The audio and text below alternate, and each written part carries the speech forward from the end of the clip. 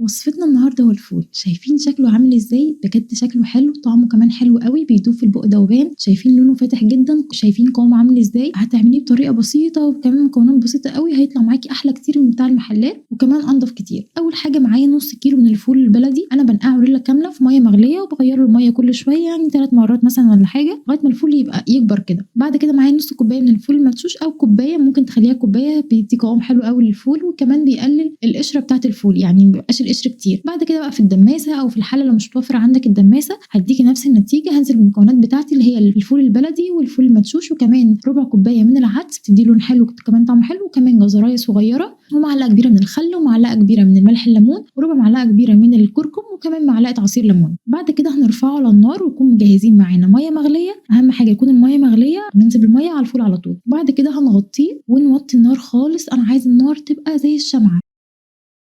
شايفين النار وطّيناها إزاي؟ ده أقل درجة خالص تقدري تسيبيها عليه، وتسيبيه بقى لمدة 6، 7 ساعات على حسب نوع الفول بتاعِك، أول ما تلاقيه بالشكل ده وكمان تمسكي الفولاية تلاقيها بقت مهرية خالص والقشر كده بتدوب، خلاص كده الفول استوى. بعد كده هاجهّز معايا معلقة كبيرة هرمية من الدقيق وهانزل عليها بمَيّة بالتدريج كده لغاية ما يبقى قوامها خفيف شوية. إحنا الخطوة دي بنعملها بعد ما الفول يستوي. بعد كده هننزل بالدقيق والمَيّة دي على الفول، هتلاقي قوامه اختلف، المَيّة بتاعته بقت أتقل شوية، بقى ليها سُمك كده. شايفين لونه ما شاء الله حلو أوي وكمان طعمه حلو جدًا، القشرة بتاعته بتدوب خالص، يعني مش هتلاقي القشر خالص لمّا تيجي تهرسيه أو تضربيه بالهاند بلندر، أنا ضربته بالهاند بلندر أو بالخلاط مش هيفرق، وتقدّميه تحطّي عليه زيت من غير طحينة ومن غير أي حاجة، مش محتاجة غير شوية زيت وعصرة ليمونة وشوية ملح وكمون، مش محتاج أي حاجة تاني. هاستناكم تجربوه وتقولوا لي رأيكم.